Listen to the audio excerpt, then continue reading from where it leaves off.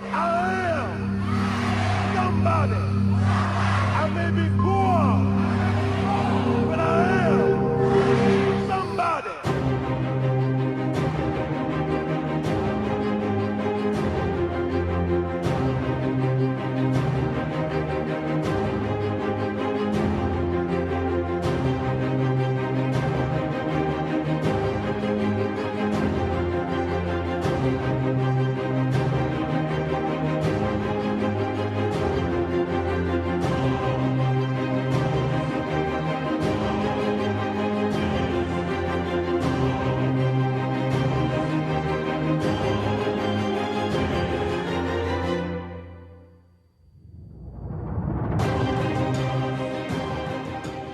Good morning. Welcome to the Saturday Morning Community Forum. I know you're getting ready for this Memorial Day weekend. Well, before you start cooking, before you start doing anything, we have so much important information for you today. One, we want to dedicate this broadcast to the memory of our soldiers who gave lives that we might have freedom and peace in this country and really have fought for peace around the world. We want to remember today the Buffalo Soldiers and those who fought in even the Revolutionary War, those who served as Tuskegee Airmen, those who fought in the Korean War, and the Persian Gulf, Afghanistan.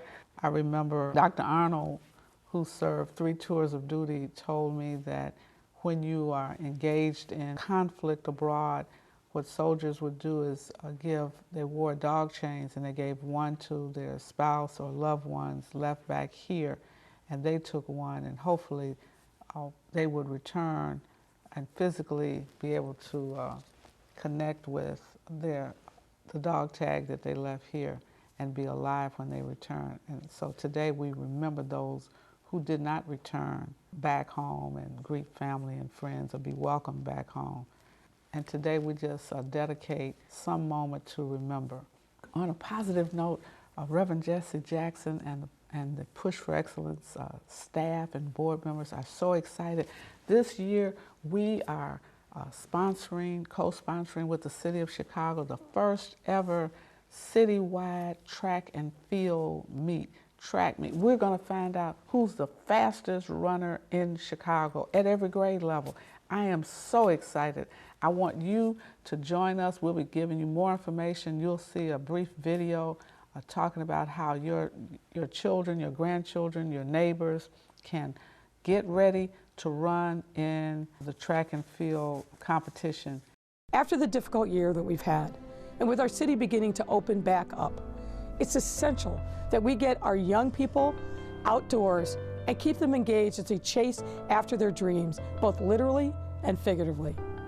The Race to Gately will do just that by giving young people across our city a chance to have fun with other young people their age and to restore their sense of normalcy through an exciting sports competition.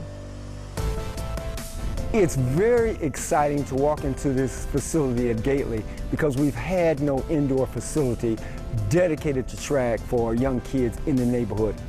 Track has a very illustrious history in Chicago. There's been 56 Olympians from Chicago. With this new facility at Gately, we can go back and tie in the history from Frank Lane to Jesse Owens to Ralph Metcalf to Tidy Pickett to Alexandria Anderson and just bring that full circle and have those new stars again.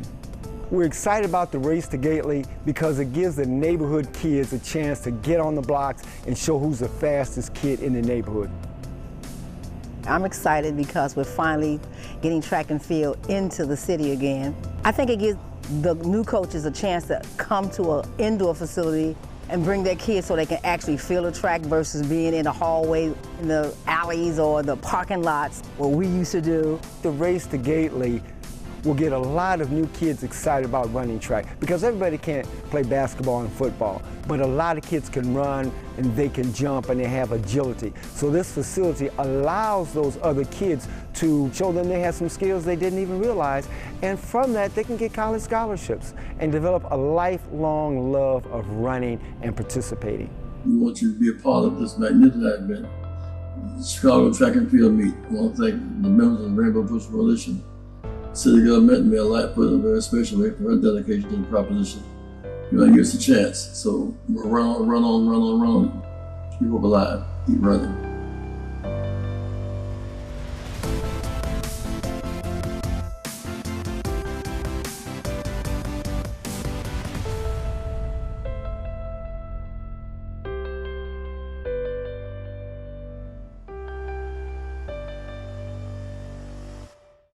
This is Bishop Tavis Grant, the National Field Director for the Rainbow Push Coalition. I want to thank you again for joining our International Saturday Morning Forum. You know, for weeks we've been giving you reports on our work in housing here in Chicago at the Concordia Place Apartments. And this work is going national. It's going around the country. We have many affiliates and satellite offices where we are now branching out our work for fair housing, for fair and access to capital, and expanding the middle class. This is our time to raise the quality of life and ensure each and every person living in these urban and rural areas has the right to enjoyable, sustainable, and livable housing. You see the address at the bottom of the screen, www.rainbowpush.org, or you can reach us here at Dr. King's Workshop, our national headquarters, 773-373-3366. The work of Reverend Jesse Jackson for nearly 55 years has been to make sure and ensure that we have equal access and equal protection under the law. And so listen, if you're an elected official, you're a pastor, you're a social activist, you're just somebody in the community that wants to fight the fight we're fighting every day, and we're winning for you. Hey, listen, go to www.rainbowpush.org and become a member today. Don't forget our international convention, July 17th through the 21st. We're keeping hope alive. We are still fighting for a global response to the devastation in India. COVID is still moving across the globe, and so Reverend Jackson will be sharing information on our focus on India. At the end of the day, we must go forward with hope and not backward by fear and division.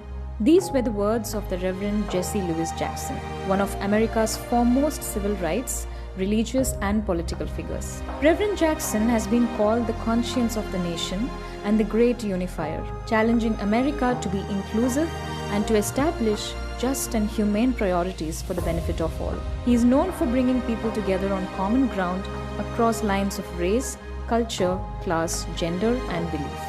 It's time for a new course, a new coalition, a new leadership. Somebody got to rise above race, rise above sex, a new leadership. A choice, a chance. Don't cry about what you don't have. Use what you got. Over the past 40 years, Reverend Jackson has played a pivotal role in virtually every movement for empowerment, peace, civil rights, gender equality, and economic and social justice. Similarly, the Dravidian movement, which is an amalgamation of the Justice Party and Self-Respect movement, with the objective of social justice, had led the revolution against caste discrimination in South India. These tremendous achievements and unfathomable feats richly deserve to be recorded in world history. Hi, this is Dr. Vijay Prabhakar, National Chairman of the American Association of Multi-Ethnic Physicians. We are here at the Capitol Hill in Washington, D.C. with the living legend, the Reverend Jesse Jackson Sr., the U.S. civil rights leader who has led the humanitarian crusade, and today is leading the crusade for America to help India during the COVID relief efforts. He had a wonderful conversation earlier this afternoon with Tamil Nadu's Finance Minister, Mr. Palnivel Thiagarajan. Reverend Jesse Jackson, Sr. Chief Minister Stalin, you're the man. Thank God bless you guys. Hold on, the morning is coming. Chief Minister Stalin, help us on the way. It's dark, but the morning comes. Let nothing break your spirit. Keep up alive. We will win this. We will win this battle. We will get respirators, oxygen. We will win this battle. India will conquer this disease. Keep up alive. Love you guys very much. It's time for a new course, a new coalition, a new leadership. Well, today we're celebrating Memorial Day and want to celebrate it with one of our outstanding veterans, Dr. Damon Arnold, who's former head of the Illinois Department of Public Health, but also he is a colonel in the military. He could have been a two-star general, but he decided to remain in private practice. And so he's going to share some really great insights about Memorial Day and some people that we have had as African Americans, some outstanding military leaders in every war, right? Yes, we have. So how far back can you go? Let's start with. Well, I can go back. They say that, some of my family members say that I was probably in the original, Crimean Wars or something back in, 1200 something. but I'll start more recently. Please do. One of the things the day that we're celebrating is a celebration in part of people who are, have given their lives for this country. In service, both men and women. And back in 1971, the day was actually recognized as a day of memorial to these individuals who gave their lives. So Memorial Day is the last Monday in May every year. It began actually with General John A. Logan, who was from Decatur, Illinois. Really? Yes, and he actually was the first to step forward and write a proclamation. But at that time, he called it Decoration Day, and this later became known as Memorial Day.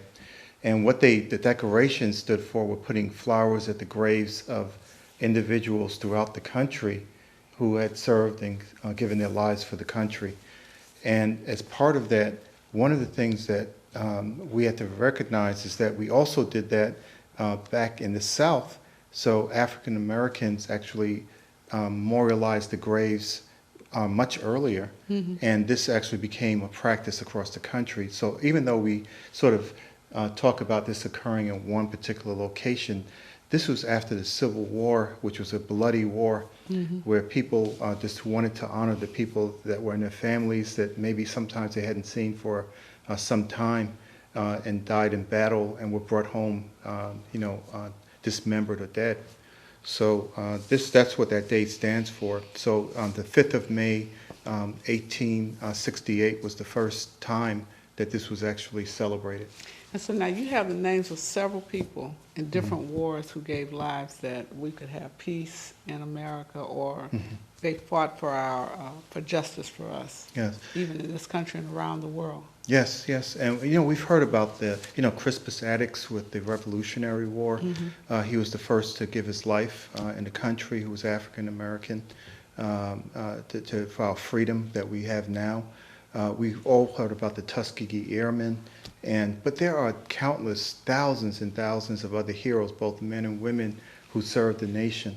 And one person that comes to mind is a person that back in World War I, he was actually Henry Johnson. And what Henry Johnson did was that he fought off 20 German soldiers. Oh, wow. With just a bolo knife. Just a knife in his hand. 20 with a knife. With a knife. Saved another person, another soldier, from being captured by them. And the Nazis called him Black Death because he was so effective. With the knife. With the knife, and making sure that he was defending the troops. So we have many people, throughout the history. And for him, it was actually the 369th Infantry that he was a part of. That was overseas. He was actually awarded the Medal of Honor posthumously by President Barack Obama back in 2015. But we also have, multiple other people.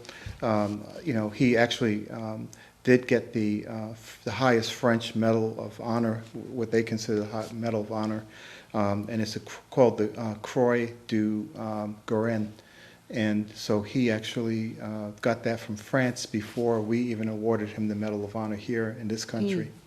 So many of the things that African Americans were doing in war were recognized by foreign powers before even our own power would recognize them for the things that they'd done.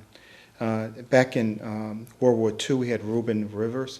He actually was a tanker, and he was with the 761st Tank Battalion.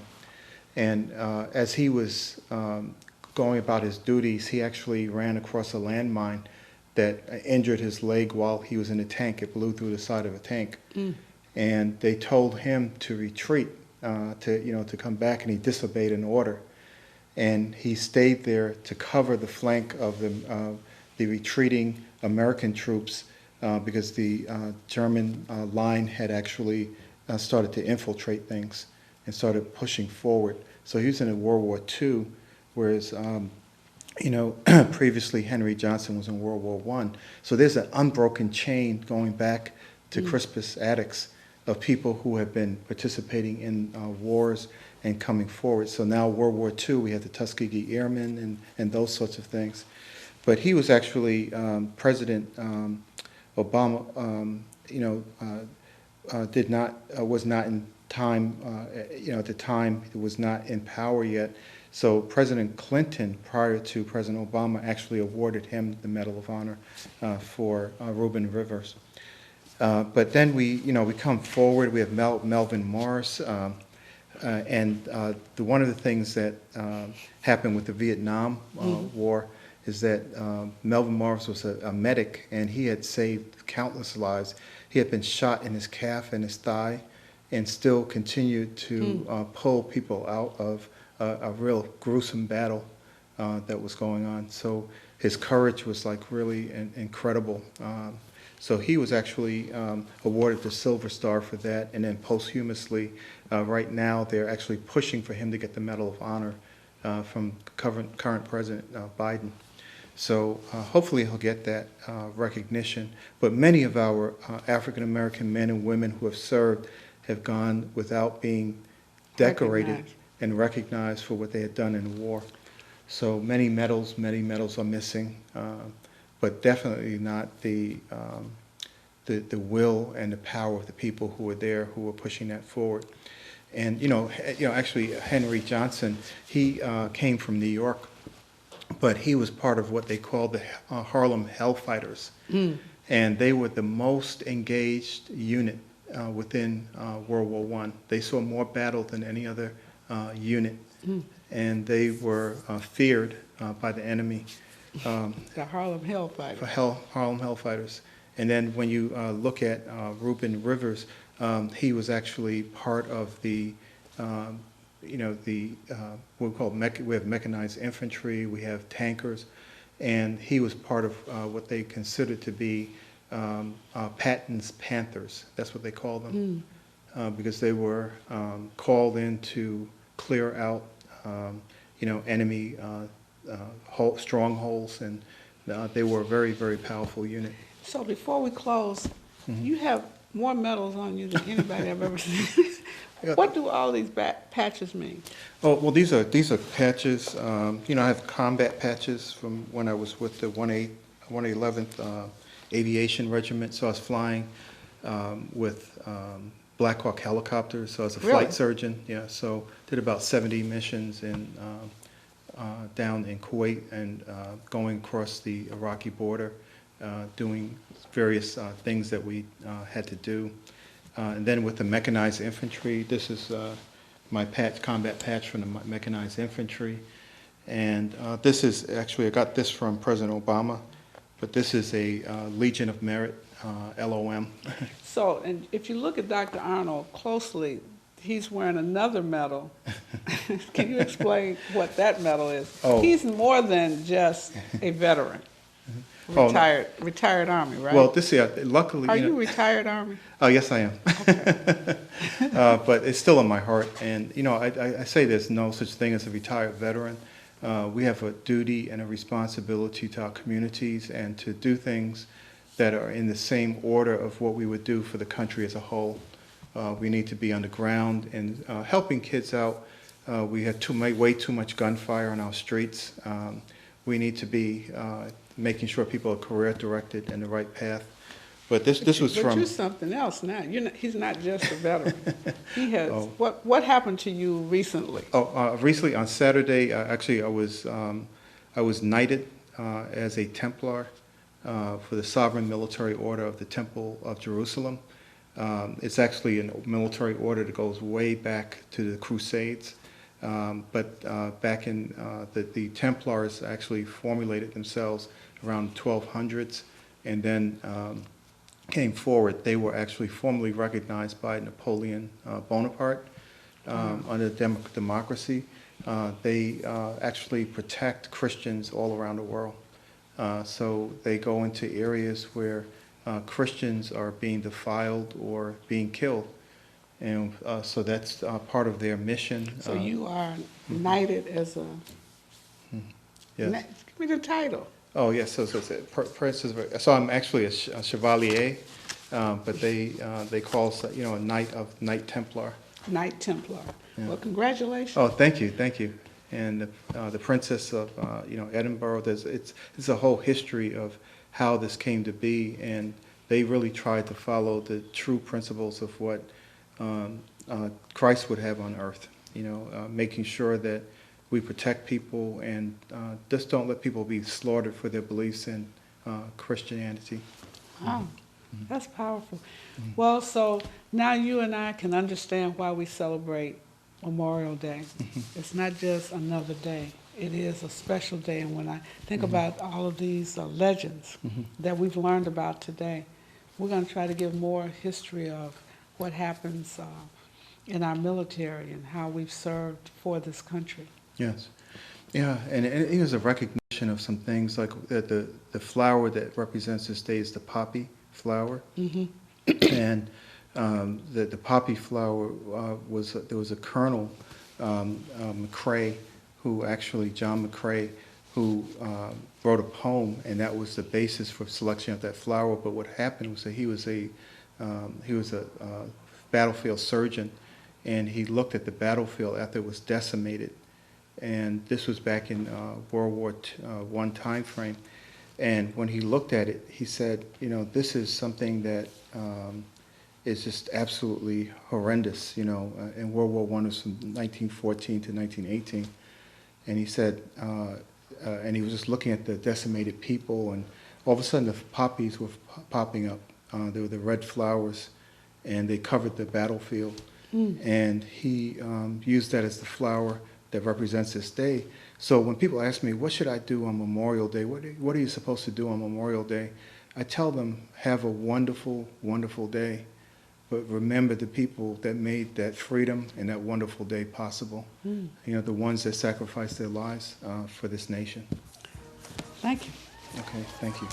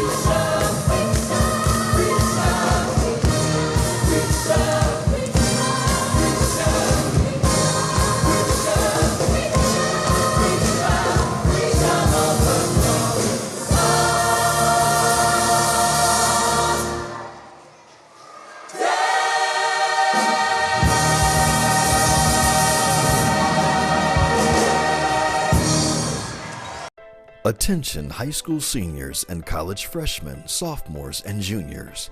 If you are in need of financial assistance, Push for Excellence offers a variety of scholarships for which you may be eligible to apply. Whether it's the Jesse Jackson Fellows Toyota Scholarship, the Cirillo McSween New York Life Scholarship, or the Oralee Sanders Scholarship, Push for Excellence strives to offer something for everyone. Here are just a few of our scholarship recipients. Hello everyone viewing, my name is Chidi Osakwe. Dominique Davis. Julian Jones. China Mazum. Miles Cherubin. Jalen Clark. Marcus Anderson. Jaden Reed. Kari Young. It's Megan Chu and I'm a Cirillo McSween Scholar. I want to take this opportunity to thank Reverend Jesse Jackson for all his support of my college education. Thank you for all of Toyota for helping with Reverend Jackson with the scholarship as well.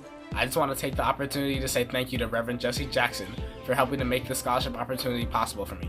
As appreciative as I was before, I'm even more grateful now having received this scholarship. Not only has it helped me out financially with paying for tuition, but it has also awarded me the opportunity to learn more about the Rainbow Push Coalition and their different initiatives in the African American community. I'd like to say thank you to Reverend Jesse Jackson and the Rainbow Push Coalition for all the generosity and support that they've shown me throughout my undergraduate career and for the opportunity to pursue higher education. For more information, please visit our website at www.pushexcel.org and click on the word scholarships. Thank you and keep hope alive.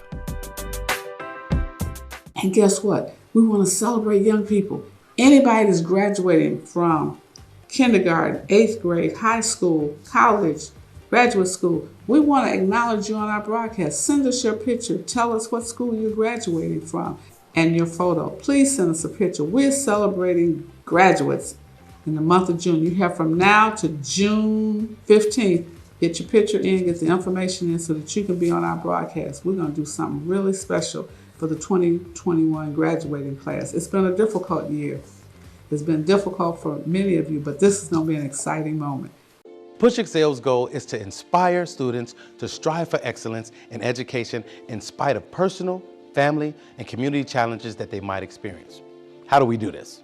By advocating for educational policies that guarantee equal funding for all students without regard to race or economic standing. By engaging parents, students, and teachers in pursuing high-quality education and striving for educational excellence at every level, and by forging partnerships with community-based and public sector stakeholders in education. Now, Push Excel is a national model program with the purpose of connecting principals, parents, popular personalities, and students in a bond and to support students at every level on the educational ladder. Now, we want you to become a member of the Rainbow Push Coalition and Push Excel. Your annual membership can help us to change policies that impact students, colleges, and universities all around the country. So step up and sign up today. Membership is only $35, and if you're a student or a senior, $15. Just go to our website, rainbowpush.org, and push join to become a member or push donate to support the Push Excel program. You can also text the word Push Excel, that's PUSHEXCEL, to 41444 on your cell phone, and you can give us any amount that you feel comfortable giving or call us at 773-256-2775. Wherever you are, you can support us as we keep pushing for you. And remember to keep hope alive.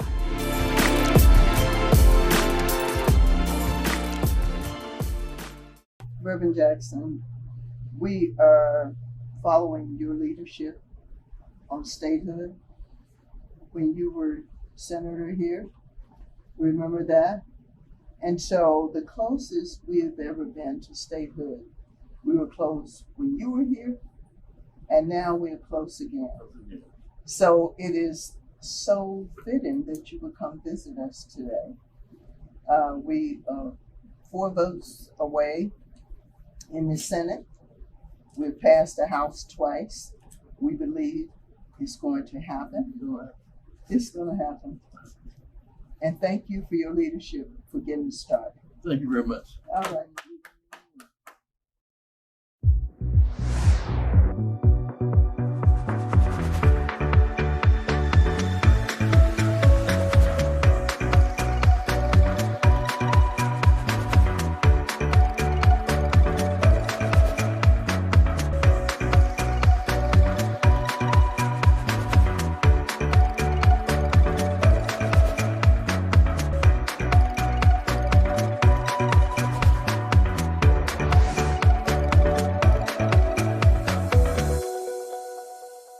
Take a look at this powerful image because it captures an important moment in history. Last night, Kristen Clarke was sworn in as the Assistant Attorney General for the Civil Rights Division at the Department of Justice. The first woman, the first black woman to ever hold that position. And she was sworn in by Vice President Kamala Harris, the first black woman to ever hold that position. You can see Kristen's mother holding the Bible she uses to take the oath of office. It was a moment that almost didn't happen, with Republicans holding up her nomination for months. But in the end, she was confirmed 51-48, with Susan Collins being the only Republican to support her. Kristen Clarke's nomination is such an important first for black people, especially black women. Can you speak to us about how monumental this is? This is monumental, absolutely. Kristen Clarke, first of all, is eminently qualified, extraordinary, a magnificent lawyer, and really is the best person for the job. But for black women to see this eminently qualified young woman who has served, who is a leading civil rights advocate in this country, the first ever to be confirmed at this time in history, given where we are in this country in social justice, is absolutely amazing. This country needs Kristen Clarke. And to make matters more spectacular, for her to be confirmed by our first ever woman and African-American Vice President of the United States is simply something that we will never, ever be able to match in terms of significance for this country. And she is the most qualified person, bar none, for this position. And the level of scrutiny that she sustained in large part was because of her race and because, of course, she's a woman.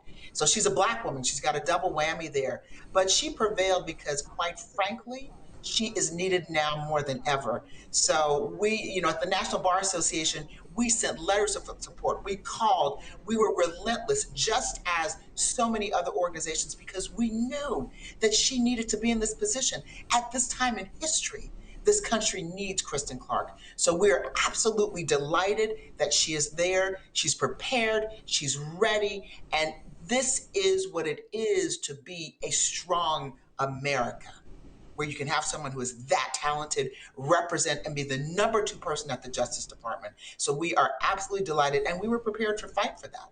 So I'm so happy that she was confirmed. A slim margin, a victory is a victory. At the end of the day, it doesn't matter if you win by 1 or 2. When you win and when you're confirmed, that's what we need, and that's what happened.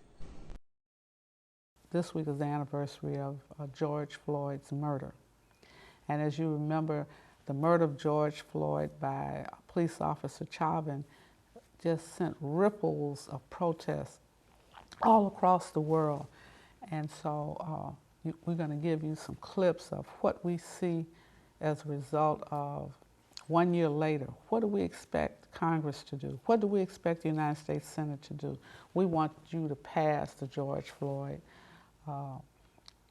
Act. We want to change the way we train, the way we allow police to respond, and we want to change the way police are held accountable for the acts that they perform that are inappropriate, unfair, unjust, and just without any regard to life and safety of people. And so we're going to talk about that. Justice for one is justice for all. On behalf of the over 66,000 mostly African-American lawyers in this country and globally, we must support the passage of the George Floyd Justice and Policing Act. We don't have a choice. Unless we want to see the carnage that we've seen happen over and over and over again, and that's not acceptable. So please call your senator. Impress upon everybody in your community that we've got to do this. As we stand here today, we have some data that we've been told that in the first 4 months of this year, there were only 6 days where there were no police shootings in America since George Floyd's untimely death. And so we don't understand how it is the United States Senate is having trouble passing the George Floyd Act. What we are suggesting is that our citizens across this country, we are going to be mobilizing pastors, part of our 1,000 churches connected, to contact their United States senators, wherever they are, from Kentucky, New York, all across the 11 southern states where they seem to bleed red. We want them to turn blue and turn on to pushing their United States senators to focus on supporting the George Floyd Act as it is, without compromise. We are not going to continue to compromise the lives of African American men in this country at the hands of rogue police officers. There must be police accountability. And so we're pushing for a level of accountability for those officers who continuously violate the system, violate the rules, and decide to mete out justice on the streets of America. We are calling on all of our constituents in New York, in Atlanta, and in Michigan, and in Silicon Valley, in San Francisco, Los Angeles, Texas. All of our satellite offices will be on the ready to contact the United States senators. It's 2 from every state. We want to contact every one of the senators, urging them to move past their racism and vote for the George Floyd Act. And so the pain and stain of racism and police brutality runs right through the heart of Chicago, from Emmett Till to Fred Hampton to Laquan McDonald, Philip Coleman, who was a staff member here at Rainbow Push, Rekia Boyd, Stephon Watts. These are names that we are all too familiar with when it comes to the misconduct and misbehavior of police officers. We demand today, in spite of not meeting the president's timeline of this bill being signed and in front of him for approval, we believe the George Floyd Justice and Policing Act must be passed without compromise. This bill contains what we need. We know by experience the work and legacy of Reverend Jesse Jackson, nearly 55 years. We know that court rulings do not change public policy, legislation does. And from social justice to civil rights, this act moves us forward. Moves us forward in several ways. 1 is accountability. 2 is transparency. 3 is reform. And what is a real hallmark is our uncompromised spirit as it relates to qualified immunity. We believe that police officers like Derek Chauvin ought to be and must be convicted and must be held accountable, not just in the criminal justice system, but there must be civil penalties leveled against them and police officers and police departments. And so without compromise, we want this bill passed, and we want it passed now. We're calling all of our affiliates and all of our satellites around the country, as civil rights organizations are joining together in a moment of moral consciousness at 6 p.m. across the country, to take 9 minutes and 29 seconds to remember the life of George Floyd, but to rise to the call of moral responsibility and accountability. We want this bill passed. We want it passed without compromise. We've seen legislation move through the House and the Senate in an accelerated fashion when it comes to giving billions to corporations, when it comes to bill and legislations for other groups. We waited long enough, we've suffered long enough, we've marched long enough, and now's the time for the George Floyd Justice and Policing Act. A legislator who needs no introduction, who has worked tirelessly around the country representing Chicago and the interests of black and brown people everywhere, Congressman Danny Davis. Well, thank you very much, and I am delighted to stand here between 2 outstanding faith leaders, Reverend Dr. Jeanette Wilson and Bishop Tavis Grant, who, in the same spirit that Dr. Martin Luther King, the same spirit that Jesse Jackson, whom I often say has done more to advance the causes of poor black and brown people than any other person I know that is still alive. And so I'm pleased to be here standing on the steps of PUSH. You know, it's amazing that no matter how much things change, how they remain in many ways the same. The murder of our brother has been transformative. Transformative. People responded to the killing of Floyd George, not only all over America, but all over the world. And yet, we have recalcitrant law enforcement officials who are doing the very same things that the officers in Minneapolis did. Notwithstanding the spotlight, notwithstanding the news coverage, notwithstanding what people have learned and what we know, they are every week. Every time you pick up the paper, you see where law enforcement personnel, police officers for the most part, have killed some other unarmed person with every kind of excuse that you can imagine as the rationale for it happened. Fortunately, in the House of Representatives, we have passed what can be a tremendous amount of change in terms of how law enforcement conducts its business and activities. And yet, over in the Senate, there seem to be a group of individuals who are answering to the call of something we don't know what they're answering to. They're not even answering to their constituents. They're not answering to individuals who describe themselves as being Republicans or conservatives.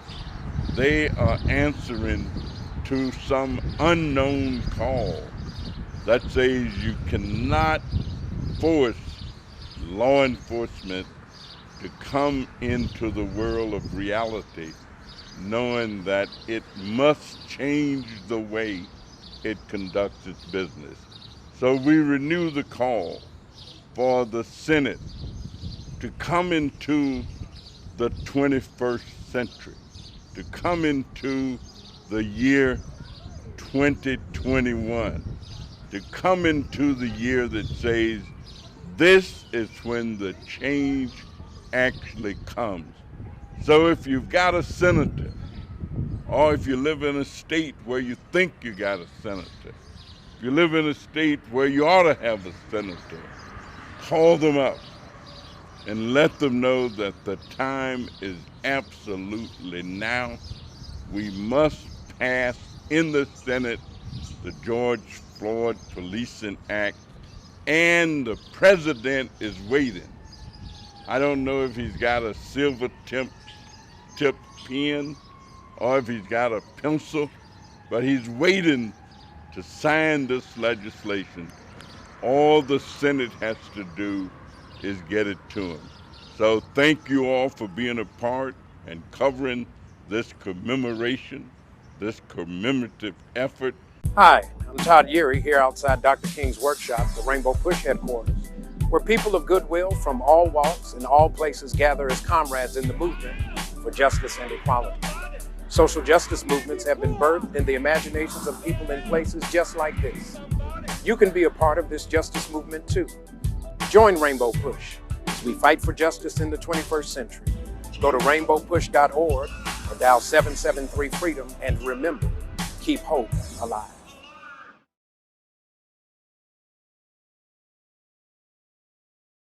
I can't breathe. George Floyd's death went around the world in less than an hour. I looked at that and I kept saying to myself, I can't believe this. I can't believe this. When I say George, you say Floyd. George Floyd! You see him begging to live. Begging to live. Let me breathe. The civil rights leaders who fought for racial justice with Dr. Martin Luther King Jr. more than 50 years ago are shocked that some of the same issues they marched and bled for are being relitigated today. Voting rights, health care, police brutality. There's so many broken promises, so many unfinished pieces. We haven't repaired and eliminated bigotry. It's still with us. He is the Emmett Till of this generation. Till was the 14-year-old boy who was lynched in Mississippi in 1955. His killers acquitted by an all-white jury. That's correct. He's standing correct. But the video and conviction of Floyd's killer, police officer Derek Chauvin, makes this moment in history dramatically different than the overwhelming number of police brutality cases against black people. Floyd's killing pierced through a global pandemic, perhaps igniting the largest mass movement in U.S. history. Black Lives Matter. They're really saying that people matter, that black life must not be cheapened by killing without consequences. I can't breathe. It's become now almost the language of the streets.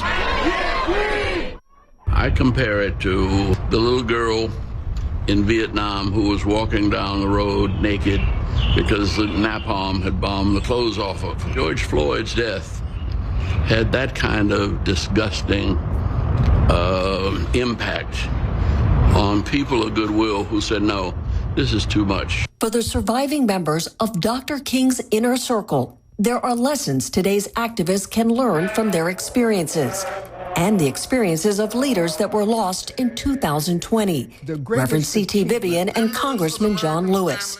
For former UN Ambassador Andrew Young, one of King's most trusted advisors, dedication to the greater cause is key. We just decided that freedom and justice and opportunity and to perfect this democracy was really worth your life.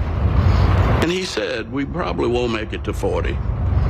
He said, but if we make it past 40, we're going to have to make it to 100 because it's going to take a long time to straighten this place out. For media pioneer Zernona Clayton, Dr. King's confidant, activists must protect the movement. Dr. King never did anything without a plan. Keep your environment pure and clear of interlopers, people who just want an opportunity to get in on the news-making moment. For Reverend Jesse Jackson, King's protege, hope is powerful. What do you take away from your experience with your close relationship to Dr. King? Keep your faith, love matters. There must be a way out of the crisis. I miss him very much. But the most important common lesson, uphold nonviolent resistance. For Young, it was the moment he and fellow marchers kneeled before dogs and police in Birmingham to show the power of nonviolence. Instead of marching up to the dogs and yelling at them, people got down on their knees and they started praying. The dogs were calmed down by the people praying. And the policemen were telling the firemen to turn on the fire hoses, and they too were moved, and they let the fire hoses drop. That was one of the amazing things about the civil rights movement. Nobody gave a damn about death. You know, in fact, Dr. King used to preach our funerals, and he made us laugh at our own possibility of death. Laughter in the face of death and enjoying the journey. The three all recall King's final birthday, trying to help him break through some of the depression they all felt. We're going to celebrate Martin Luther King's Day today. It was Jesse and Andy. They said, you know, Zernona is the one who could change this. Knowing what's coming up for you, we thought you'd be strung out on a shoestring, so when you go to jail, here's some shoestring potatoes. They knew that through the pain and struggle, you must also find the joy. It was his last birthday at 39. Martin Luther King is more with us now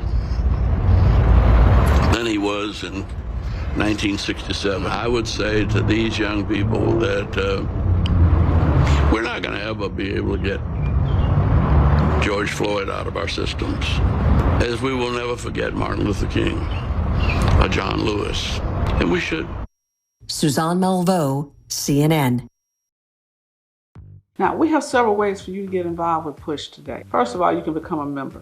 That's very simple. You can go to rainbowpush.org and you can pay $35 if you're under age 65 and not a student, or you can pay $15 if you're a senior or a student and become a paid member of the Rainbow Push Coalition. Membership matters.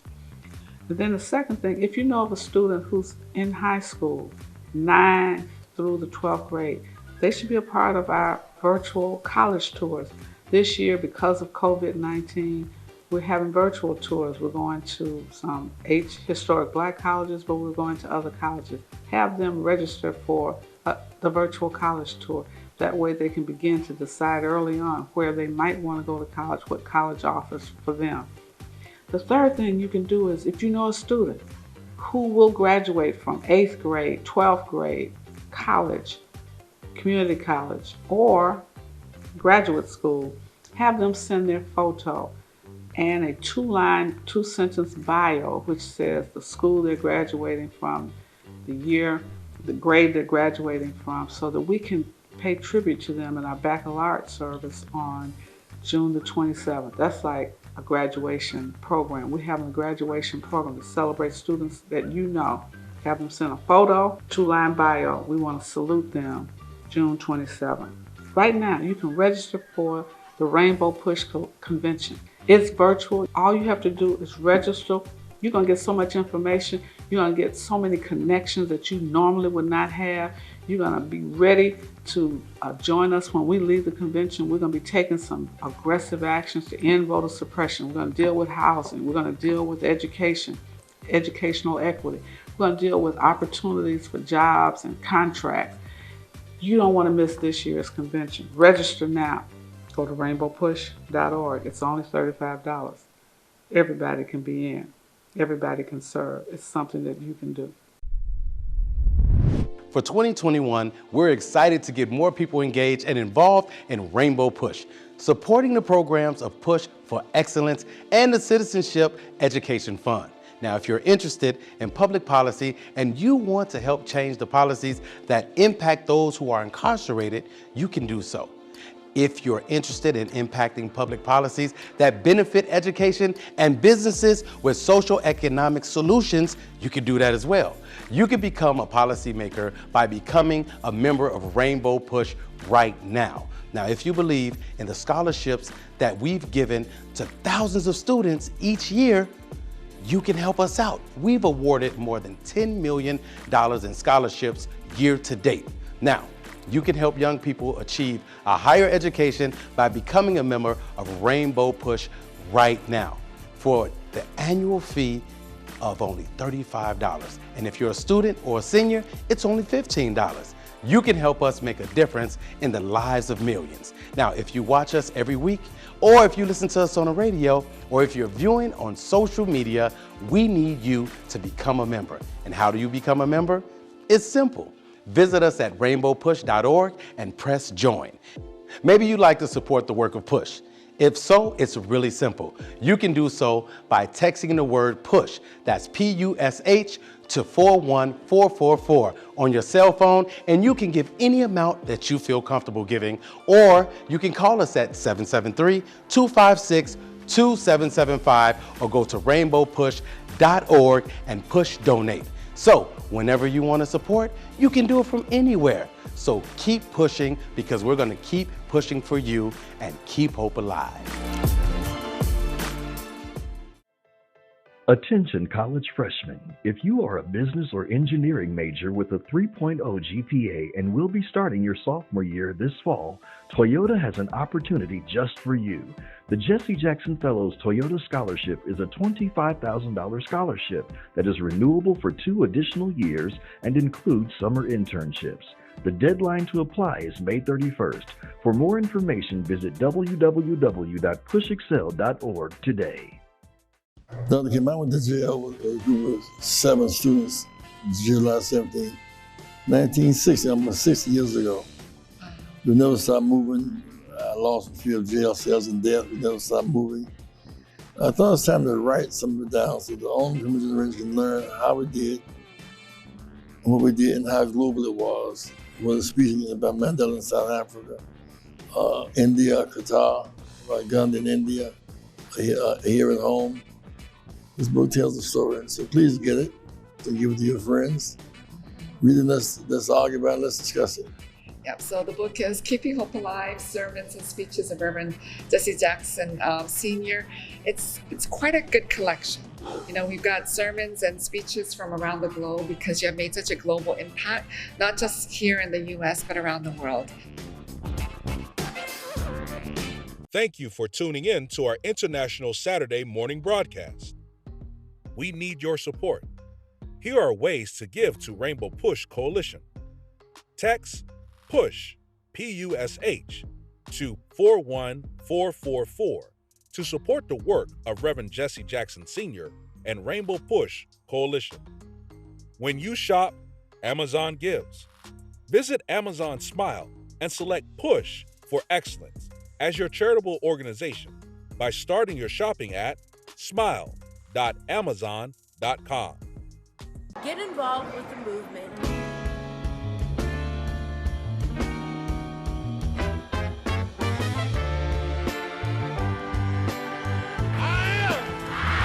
Somebody. I may be poor, but I am somebody. Join the movement. If you're not a member, become a member. I am somebody. Fighting the most important battles for freedom and justice for all. You made us change. Oh, trying to bring closer. Join Rainbow Push. But you're not pushing me away. Join the movement.